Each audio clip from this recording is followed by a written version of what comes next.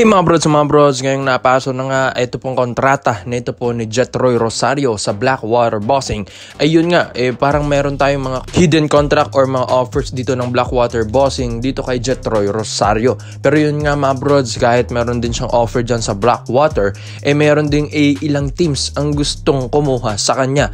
Isa na dito yung mga MVP groups katulad ng TNT, Meralco at NLEX Road Warriors, pero hindi rin magpapahuli. Ito pong mga offers ng Ginebra at SMB. Pero yun nga mga brods, ang SMB kasi ang isa nga rin sa mga malaking offer at magandang offer neto sa Blackwater Bossing. Dahil alam naman natin, under the table yung mga ginagawa dito ng SMC Group para nga lang makakuha nila yung mga superstar like katulad po neto ni Jetroy Rosario. Kilala rin naman natin si Jetroy na talagang isa rin ito sa mga veterano dito sa PBA na ang ganda ng height, ang ganda ng shooting at ang ganda ng footwork.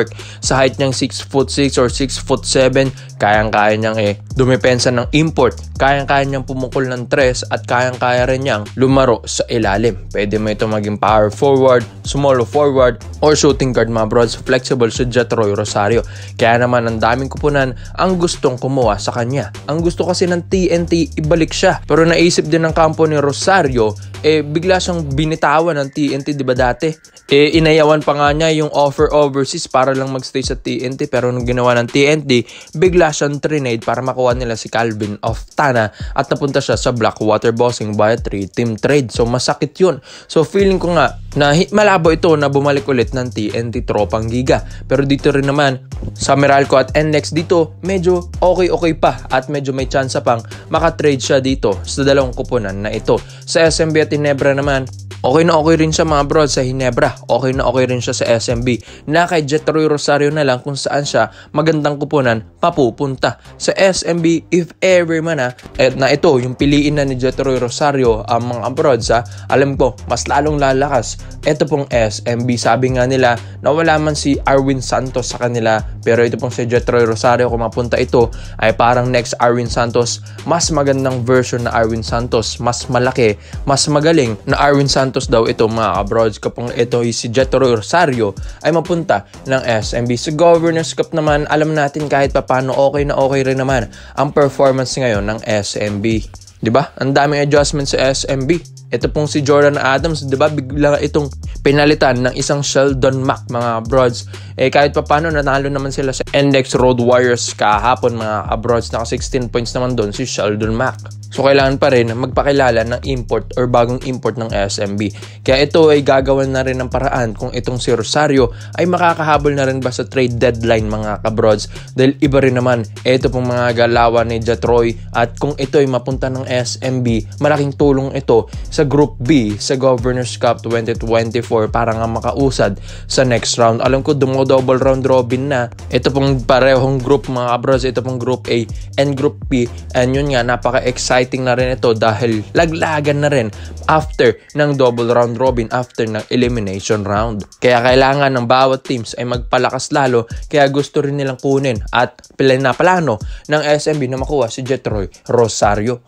Di hamak naman na pag-aagawan nito dahil sa kanyang talento at napaka-veterano na ng player ito, at mas lumalakas pa si Jetroy Rosario kada season ng PBA. Kaya komento mo lang po nyo dito mga brods kung deserve ba niya na mapunta ng SMB or sa Ginebra ba, sa Meralco, NLEX or TNT. Kaya komento mo lang po nyo dyan mga brods at isayin natin yan. So dito naman po tayo sa kabilang balita naman natin mga kabrods. Ito nga pong si Jeremiah Gray, ang 6'5" or 6'6" power forward or small forward na ito pong Barangay Ginebra San Miguel is set to play na nga this season mga broads sa Governors Cup 2024. Alam ko, medyo kailangan din ng Ginebra. Ito pong si Jeremiah Gray ngayong Group B. Lalong-lalo na ang ganda ng labanan dyan. And ito pong si Jeremiah Gray, ay alam ko mga broads, kumukondisyon na rin ito.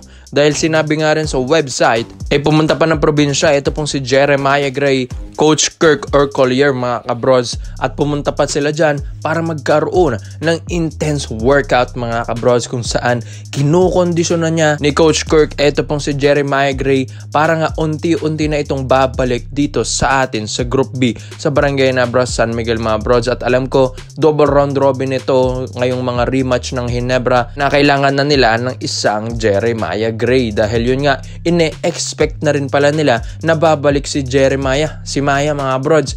Lalong-lalo na si Coach Tim Cone, kailangan nila si Maya.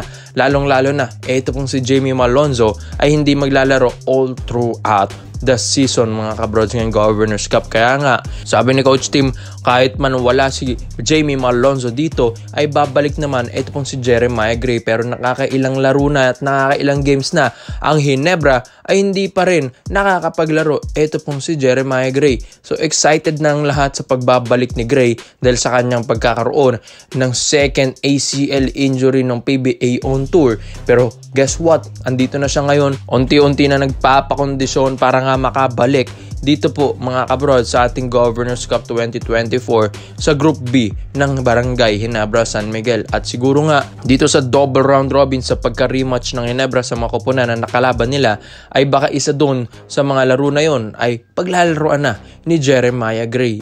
Kilala rin naman natin yung mga nagagawa ni Jeremiah Gray mga brod, 6'5", 6'6" na forward dito, parang Jamie Malonzo rin ito. Pero mas athletic nga lang si Jamie, pero athletic din itong si Jeremiah Gray. May shooting mga kabrods, may ball handling mga kabrods, athletic.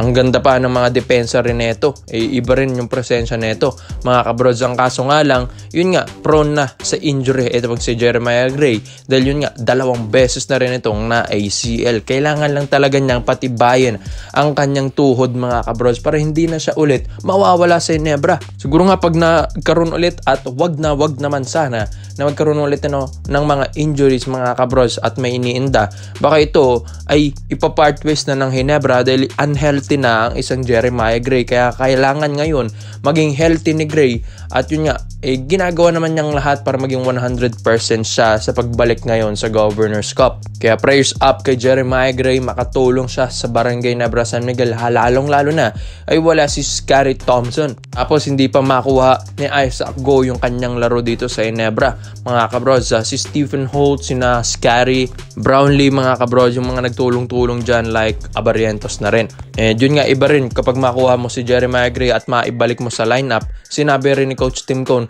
na malaking bagay talaga ang isang Jeremiah Gray. Kaya kahit ilang taon pa yan na paghihintay ng Ginebra ay hindi nila ito binibitawan dahil alam nila na worth it na paghihintay nila kay Jeremiah Gray ay baka mag-lead pa ito sa championship round. Kaya ikaw mga brods, ito pong si Jeremiah Gray malapit na, although wala pang exact date na kung saan siya lalarong game, pero may mga reports na rin tayo na malapit na mga brods, siguro next 2 games, 3 games ng Ginebra, babalik na ang isang Jeremiah Gray. Kaya komento mo lang opinion mo dito mga brods at isa natin yan. Salamat po sa panonood mga brods.